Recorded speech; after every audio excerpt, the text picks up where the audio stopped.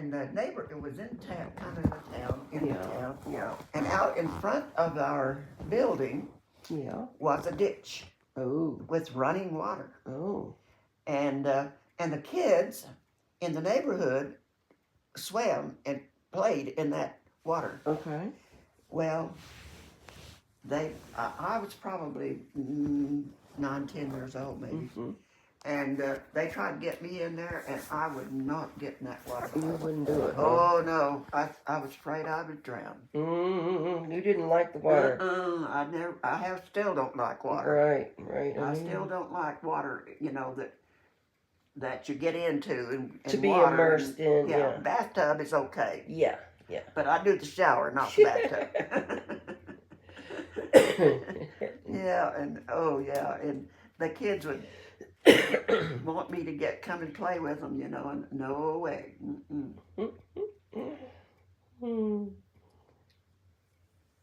Yeah, and that was the same time that we had that little old house or something out in the country when we had the turkeys, and I had to chase the turkeys. Oh dear! And that was in Menard. Yeah. You don't remember how old you were then?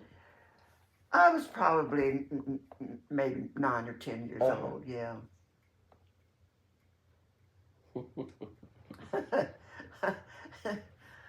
I've probably told you these stories before. Don't care. I want to hear them again. Because we couldn't, because it was during the Depression era, and we couldn't keep a job. Granddad couldn't keep a job. Right.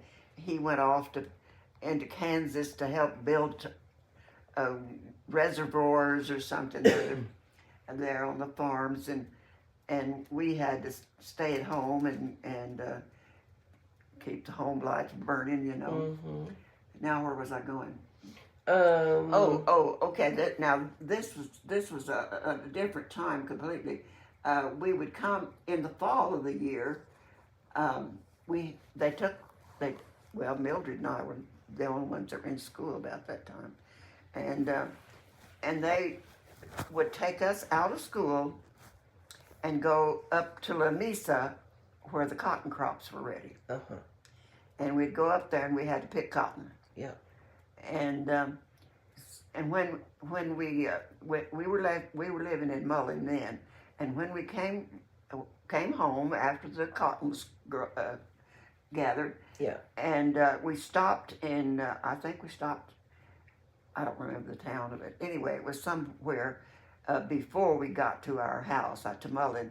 Okay. And they took us into JCPenney, bought us all a new pair of shoes. Oh. And because we were going to go back to school. Yeah. And so when we got home, and I took out my shoes and put them on, I had 2 different shoes. Oh.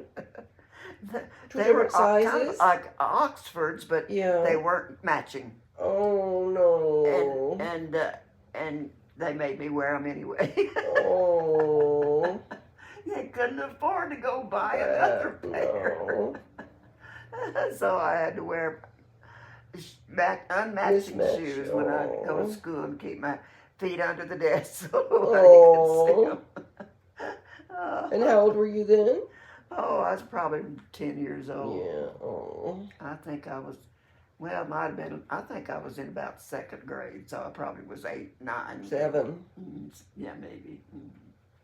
But I remember that I had usually hid my shoes when I was out where there were people. Kind of put them one on top of the other. Yes, And hold them like that, so you couldn't know which one was which. Oh, there were a lot of times like that. And Mom and Dad were good parents, but they, we were just dirt poor, and they couldn't. And Granddaddy, he counted every penny he had. Oh, I had to imagine. Yeah.